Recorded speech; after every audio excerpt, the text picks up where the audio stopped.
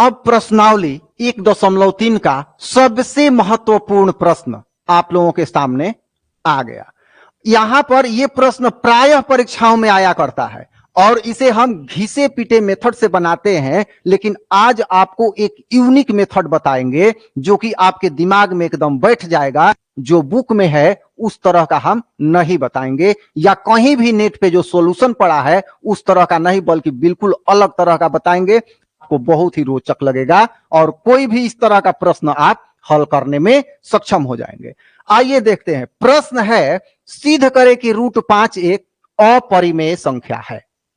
तो यह जो क्वेश्चन है इसे हम लोग विरोधाभास विधि से सिद्ध करते हैं।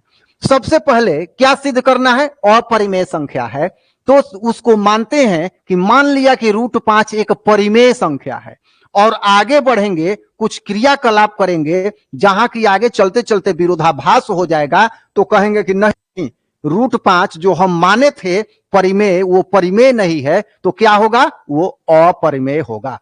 क्योंकि कोई भी संख्या जो वास्तविक संख्या है या तो परिमेय होगी या अपरिमेय होगी। तो संख्या जब परिमेय नहीं है तो संख्या कौन सा होगा? अपरिमेय होगा। इसी को विरोधाभास विधि बोलते हैं। तो थोड़ा सा इसके बारे में हम और समझ बनाते हैं। जैसे हमने मान लिया कि पूर्व दिशा को हमने मान लिया कि यह पश्चिम दिशा है, लेकिन जब सूर्योदय जो होता है वो जब हम माने हैं पूर्व को पश्चिम, तो सूर्योदय तो उस समय पश्चिम से हो जाएगा। लेकिन सारा जग विदित है कि सूर्योदय कहां होता है? पूरब में होता है। तो अब कहेंगे कि नहीं नहीं, जो हम माने थे कि इधर पश्चिम दिशा है, ये वास्तव में पश्चिम नहीं है, ये कौन सी दिशा है? पूरब दिशा है। तो इसी को विरोधाभास विधि कहते हैं, जहां विरोधाभास उत्पन्न करके बनाया जाता है। तो इस विधि में हम परिमेय बराबर अपरिमेय पर विरोधाभास करेंगे। आइए देखते हैं। क्वेश्चन है, सिद्ध करें कि √5 एक अपरिमेय संख्या है। लिखेंगे, मान लिया कि √5 एक परिमेय संख्या है, ये हम मान लेंगे। तो जब परिमेय संख्या है तो हम जानते हैं कि कोई भी परिमेय संख्या किस रूप का होता है? तो P/Q के रूप का होता है, जहां P और Q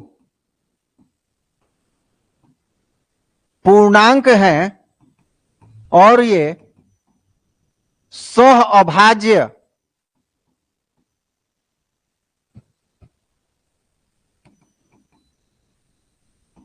संख्याएं हैं।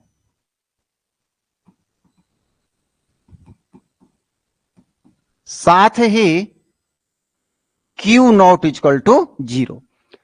परिमेय संख्या P/Q का रूप का होता है और Q≠0, ये कंडीशन है परिमेय संख्या के फॉर्मेट का। ठीक है, यहां हमने ये माना है कि P और Q पूर्णांक है और ये सह अभाज्य नहीं है। देखिए, सह अभाज्य अगर समझ नहीं आ रहा है तो यहां समझ लीजिए। सह अभाज्य का मतलब कि ऐसा नहीं कि 5/3 ही सह अभाज्य है। यहां पर 5, 15 और 8 ये भी सह अभाज्य है। सह अभाज्य का मतलब ये नहीं होता कि ये संख्या किसी से ना कटे, किसी से कट जाए, आपस में ना कटे। देखिए, 15 8 से नहीं कटेगा, 8 15 से नहीं कटेगा, या कोई ऐसी संख्या नहीं है जो 8 को भी काट दे या 15 को भी काट दे। तो यहां 8 15 भी सह अभाज्य हुआ और 5 3 भी सह अभाज्य हुआ। अब चलिए, जब ये हो गया तो दोनों तरफ वर्ग कर देते हैं।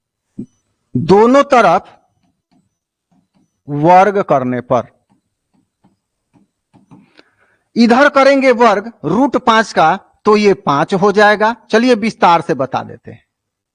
और यहां P/Q, देखिए इतना विस्तार से हम बता रहे हैं कि अगर मैथ का आप ABCD भी नहीं जानते हैं तब भी इसको बना लेंगे। यहां क्या हो जाएगा? 5 हो जाएगा, और यहां क्या हो जाएगा? P² हो जाएगा। अब आइए थोड़ा सा समझते हैं। यहां क्या हो जाएगा? 5 और P²/Q² है, तो Q² को Q×Q लिख सकते हैं। जैसे 2 को लिखना हो, स्क्वायर है, तो इसको हम 2×2 भी लिख सकते हैं। वही तो 2 स्क्वायर हुआ, तो इसको हमने लिख दिया।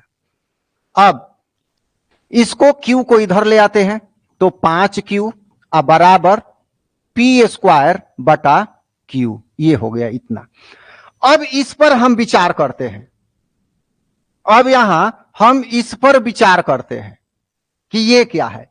तो ये देखिए, एक कॉन्सेप्ट है कि P और Q में कोई उभयनिष्ठ गुणनखंड नहीं है, अर्थात P और Q नहीं कट रहा है, तो P स्क्वायर और Q में भी कोई उभयनिष्ठ गुणनखंड नहीं होगा। ये क्या है, देखिए, जैसे 5 और 4 क्या एक दूसरे को काट रहे हैं? नहीं काट रहे हैं। तो 5 स्क्वायर को भी 4 नहीं काटेगा। 5 स्क्वायर क्या हो जाएगा? 25, अब बटा 4, क्या ये काटेगा? नहीं काटेगा। तो यही यहां पर कहा जा रहा है।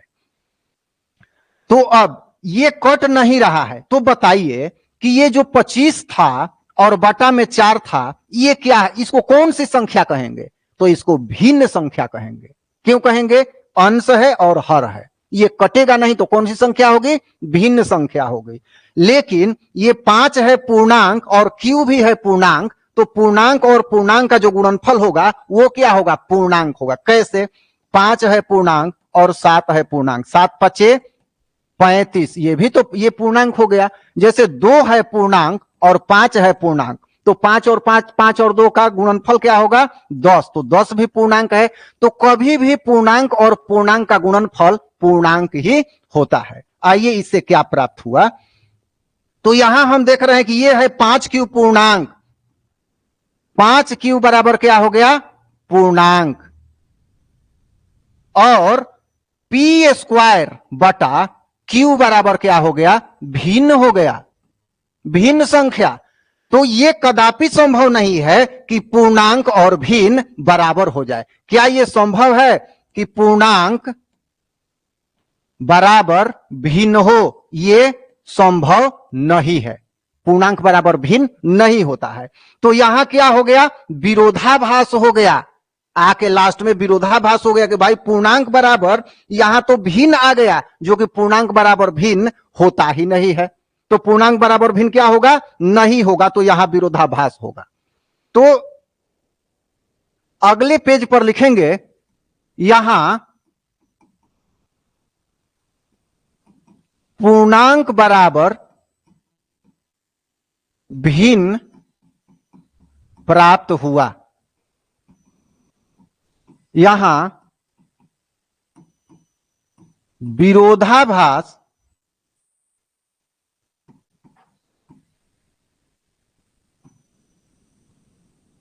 उत्पन्न हो रहा है,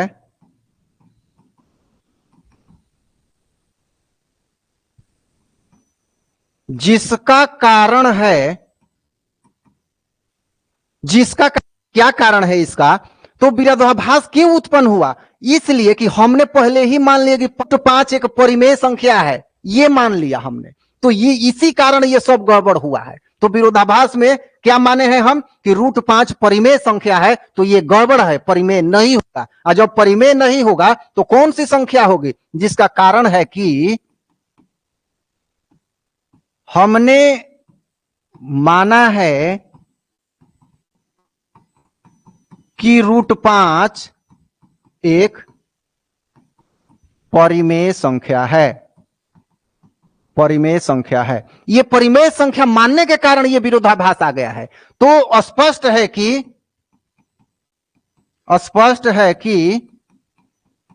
√5 एक जब परिमेय नहीं है तो क्या होगा?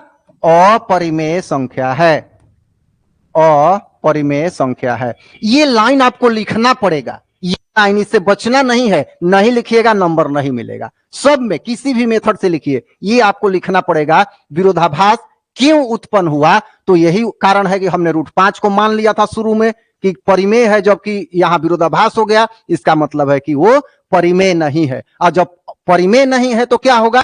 अपरिमेय है।